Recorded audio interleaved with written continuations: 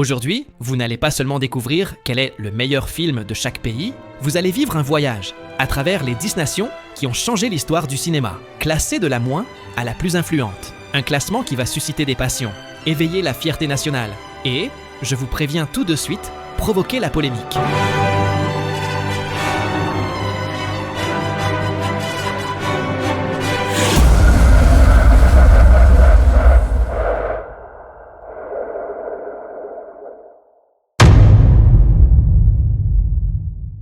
La Suède a produit de grands films, mais presque toute son empreinte dans l'histoire du cinéma, elle la doit à un seul homme, Ingmar Bergman. Bergman a transformé le cinéma, du silence à l'introspection la plus profonde. Sa marque de fabrique, c'est l'angoisse existentielle, l'âme humaine confrontée à l'éternel, un cinéma dépouillé, philosophique et émotionnel. Les grandes œuvres du cinéma suédois sont, évidemment, celles de Bergman.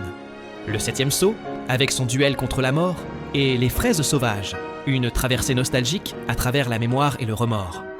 Deux piliers du cinéma existaient l'européen. Mais il y en a une qui a transcendé les barrières et les frontières, devenant l'un des plus grands films de tous les temps.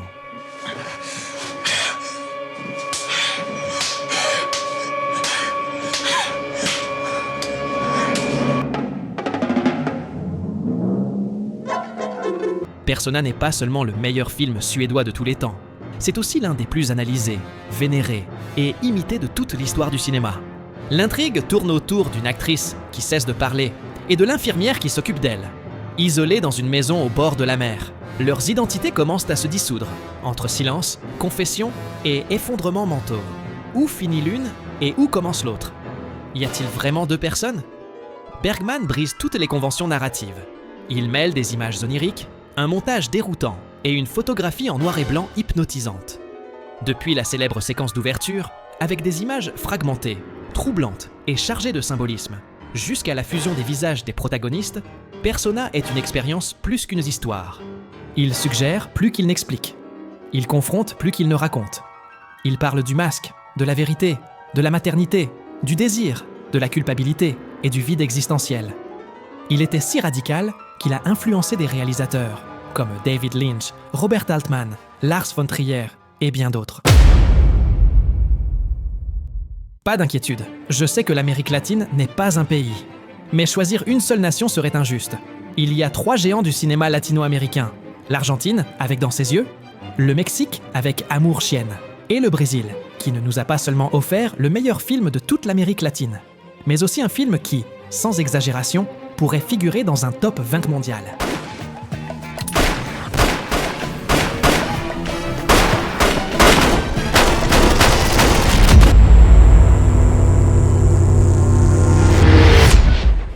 Dans les favelas de Rio de Janeiro, grandir signifie survivre. La Cité de Dieu ne se contente pas de montrer la violence. Elle la transforme en une expérience cinématographique d'une brutalité et d'un réalisme inédit. Dès les premières minutes, on sait qu'on entre dans un monde impitoyable. La caméra bouge avec une frénésie contrôlée, comme si elle courait pour sa vie. Au centre, un garçon avec un appareil photo qui tente d'échapper au crime avec une autre arme, la mémoire.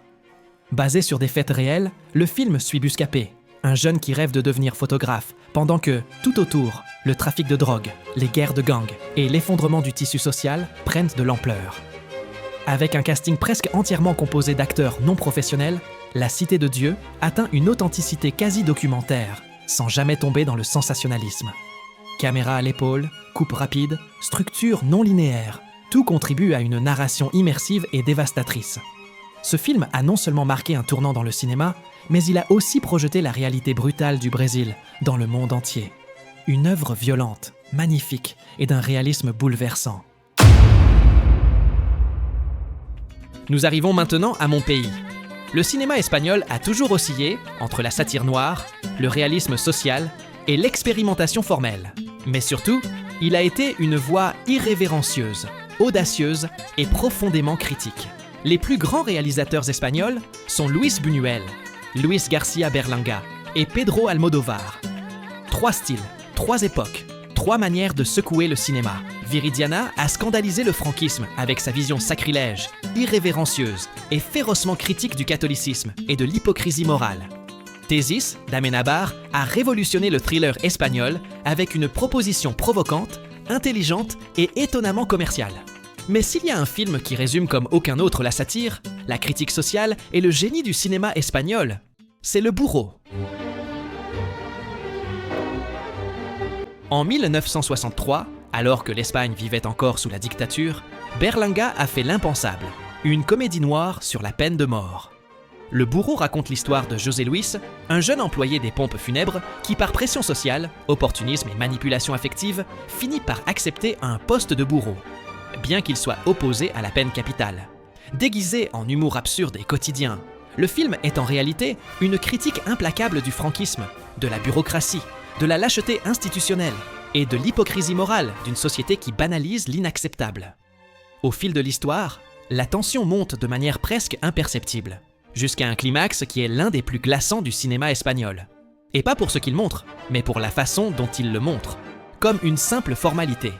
Tourné avec une précision chirurgicale, écrit avec un cynisme brillant et interprété avec une naturalité déconcertante, Le Bourreau n'est pas seulement un grand film espagnol, c'est un chef-d'œuvre universel sur la peur, l'obéissance, et le prix de ne pas savoir dire non.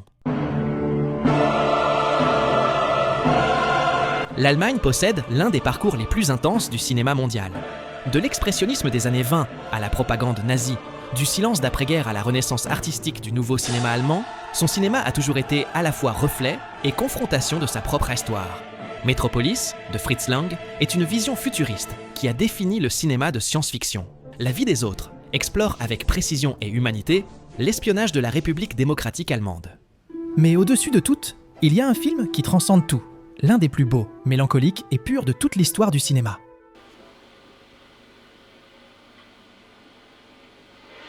Do you mind if I sit down?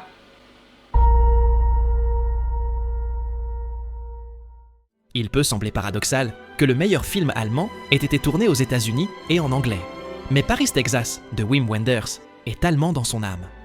Né du cinéma mélancolique et existentiel du nouveau cinéma allemand, le film plonge dans les blessures de l'identité, de la solitude et de la rédemption.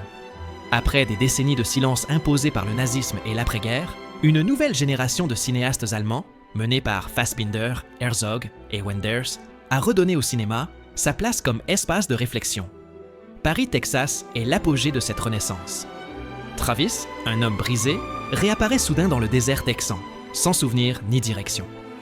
À travers un voyage de motel en route vide, de cicatrices en tentative de réparation, il essaie de se reconnecter à son fils et à la femme qu'il a aimée et perdue.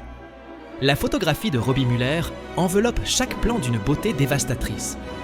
La guitare douloureuse de Ry Cooder agit comme la voix de l'âme.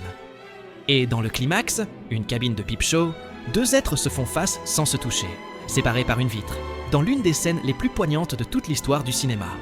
Paris, Texas n'a pas seulement offert au monde un chef-d'œuvre. Il a rappelé à l'Allemagne qu'après le silence et le traumatisme, son cinéma pouvait encore guérir, émouvoir et transcender. En à peine 2 décennies, la Corée du Sud est devenue un titan du cinéma mondial. Avec un style visuel unique, révolutionnaire et une fusion de genres brutale et imprévisible, son cinéma ne ressemble à aucun autre. Bong Joon-ho et Park Chan-wook sont les piliers de cette révolution cinématographique. Parasite a tout raflé et renversé le système. J'ai rencontré le diable a poussé le thriller et la vengeance à la limite de la violence, de la morale et de la folie. Mais l'œuvre qui a tout changé, on sait tous laquelle c'est.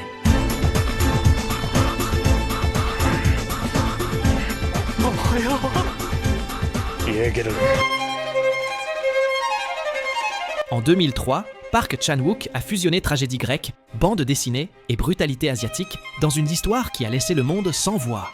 Un homme, au-dessus, est kidnappé et enfermé pendant 15 ans sans explication. Lorsqu'il est libéré, il n'a plus qu'un objectif, découvrir qui lui a fait ça. Et pourquoi ? Ce qui suit est une spirale de vengeance, de folie et de révélations dévastatrices.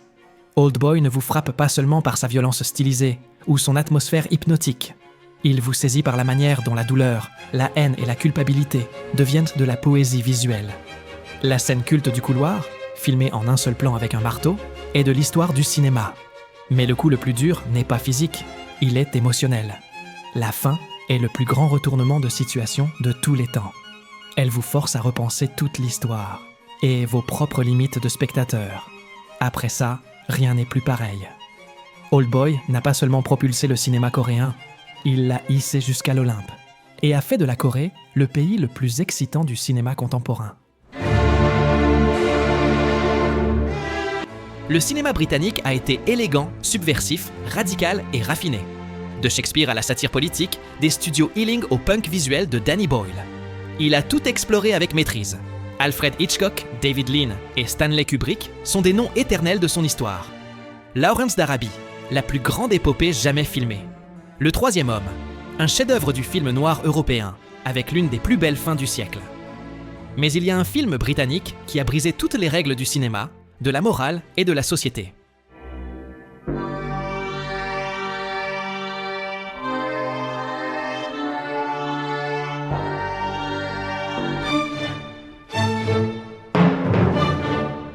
Réalisé par Stanley Kubrick, Orange Mécanique est une bombe esthétique, philosophique et politique. Situé dans une dystopie proche, il suit Alex Delarge, un jeune homme accro à l'ultraviolence et à Beethoven, qui est arrêté et soumis à une expérience de rééducation brutale. Ce qui commence comme une ode à l'anarchie devient une réflexion sur le libre arbitre, la punition et la perversion institutionnelle. Violence chorégraphiée, attitudes inhumaines, des criminels, mais aussi de la justice, contraste entre musique classique et actes atroces. Tout est conçu pour déranger. Kubrick n'a pas seulement provoqué, il a redéfini les limites du cinéma. Le film a été interdit dans plusieurs pays, et même retiré par le réalisateur au Royaume-Uni. Mais son influence est incalculable. Encore aujourd'hui, il reste un miroir gênant de ce que nous sommes, et de ce que nous pourrions devenir. Une œuvre aussi dérangeante qu'immortelle. Le Japon a réinventé le langage cinématographique. Son cinéma est un pur lyrisme visuel, un mélange d'éthique samouraï, de douleur contenue et de spiritualité. Il a influencé aussi bien Hollywood que l'Europe. C'est du cinéma dans sa forme la plus pure. Akira Kurosawa, Yasujiro Ozu et Masaki Kobayashi, trois piliers d'une des filmographies les plus riches de l'histoire. Voyage à Tokyo, d'Ozu, exprime l'émotion la plus profonde à travers la banalité du quotidien. Harakiri, de Kobayashi, adresse une critique implacable de l'honneur et de l'hypocrisie du code samouraï. Mais s'il y a une œuvre qui résume tout ce qui rend le cinéma japonais grandiose, c'est bien Les 7 samouraïs.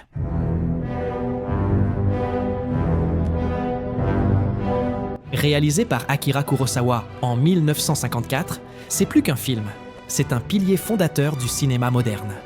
En 3h20, Kurosawa raconte comment 7 guerriers sans maître défendent un village sans défense contre des bandits. Mais ce n'est pas qu'un récit d'action, c'est une réflexion sur le sacrifice, la justice, la hiérarchie sociale et la fugacité de la victoire. Chaque personnage a un arc, un dilemme, une profondeur émotionnelle. La mise en scène, avec des plans larges, l'usage du climat et un montage parallèle révolutionnaire, a influencé des générations. Les 7 samouraïs n'a pas seulement inspiré les 7 mercenaires ou Star Wars. Il a changé à jamais la manière de filmer l'action, de construire une équipe et de rendre le cinéma à la fois épique et profondément humain. C'est tout simplement l'un des sommets absolus du cinéma mondial. L'Italie a changé l'histoire du cinéma avec le néo-réalisme, des films humains, tournés dans la rue, avec des acteurs non professionnels, et une sensibilité qui a influencé le monde entier. C'était la conscience du cinéma. Federico Fellini, Vittorio De Sica et Sergio Leone, 3 génies qui ont redéfini la poésie, l'engagement social et le spectacle. Sergio Leone, avec Le Bon, La Brute et Le Truand, a porté le western au rang de mythe. Cinema Paradiso, de Tornatore, est un hymne à l'amour du cinéma, à la nostalgie et à l'enfance perdue. Mais s'il y a une œuvre qui incarne l'âme du cinéma italien, c'est la Dolce Vita, de Federico Fellini. Sortie en 1960, la Dolce Vita fut une révolution visuelle, thématique et spirituelle. On y suit Marcello, un journaliste qui erre dans une Rome nocturne et brillante, pleine d'excès, de faux-semblants et de solitude. Plus qu'une histoire traditionnelle, la Dolce Vita est une descente en spirale dans le vide existentiel. Chaque séquence est iconique, de la scène d'Anita Ekberg dans la fontaine de Trévi à la plage finale, où une créature marine en décomposition apparaît comme le symbole de l'effondrement moral. Fellini mélange réalisme et onirisme, satire et mélancolie. Avec une mise en scène presque chorégraphiée, il dépeint la fin d'une époque, la mort de l'idéalisme, et le début d'une société livrée à l'image et au plaisir vide. La Dolce Vita n'a pas seulement changé le cinéma, elle a changé la manière dont le cinéma pouvait regarder la vie. Et aujourd'hui, plus de 60 ans après, son message est plus nécessaire que jamais. Car nous poursuivons encore la célébrité, le plaisir et les apparences. Pure superficialité et ego, comme si le sens de la vie s'y trouvait. Mais au final, comme Marcelo, on ne trouve que du bruit et du silence. La France a inventé le cinéma. Et elle l'a réinventé plus d'une fois. De la création avec les frères Lumière à la révolution de la Nouvelle Vague, son cinéma a été avant-garde, art, protestation et pure émotion. Parmi ses plus grandes œuvres, Le fabuleux destin d'Amélie Poulain, une fable moderne qui a conquis le monde par son style unique. La haine, un cri social filmé avec rage et beauté en noir et blanc. Mais s'il y a un film qui résume tout, le regard critique, la sensibilité artistique, la rébellion et la tendresse, c'est Les 400 coups. En 1959, un jeune critique de cinéma nommé François Truffaut a pris une caméra, l'a portée sur l'épaule, et avec Les 400 coups, a tiré une balle en plein cœur du cinéma. À partir de ce jour-là, personne n'a jamais plus regardé l'enfance de la même façon. Antoine Doinel n'est pas un enfant rebelle. C'est un enfant seul, incompris. Rejeté par des parents absents, des professeurs hostiles et une société qui ne sait que faire de lui. Il n'est pas mauvais. Il est juste coincé dans un monde où être bon ne sert à rien. Truffaut ne cherche pas les larmes faciles. Ce qu'il montre fait mal, parce que c'est vrai. Des rues réelles, une lumière naturelle, la caméra à l'épaule. L'académisme français s'est effondré dès que le film a commencé. C'est ainsi qu'est née la Nouvelle Vague. Un cinéma fait de colère, de liberté et de tendresse. Et Les 400 coups en fut l'explosion. Le dernier plan, cet enfant qui court jusqu'à la mer, fuyant tout, figé dans un regard caméra. C'est plus qu'une fin. C'est un coup de poing poétique, le cri figé d'une génération sans voix, et l'un des moments les plus inoubliables de l'histoire du cinéma. Et pour finir, le pays que personne ne conteste, celui qui n'a pas besoin d'introduction. Il a dominé le cinéma pendant plus d'un siècle. Il a créé les mythes, les stars, les histoires qui ont changé le monde. Et il a produit, sans discussion possible, les meilleurs films de l'histoire. Vous savez tous de qui je parle. Depuis plus de 100 ans, les États-Unis sont l'épicentre du cinéma mondial. D'Orson Welles à John Ford, de Martin Scorsese à Francis Ford Coppola, jusqu'à Quentin Tarantino et Paul Thomas Anderson. Citizen Kane est, de loin, le film le plus révolutionnaire de toute l'histoire. Pulp Fiction a réinventé le langage du cinéma dans les années 90. Je pourrais en citer des centaines. Mais allons droit au but. Le film qui n'est pas seulement le meilleur film américain, mais le meilleur film de tous les temps.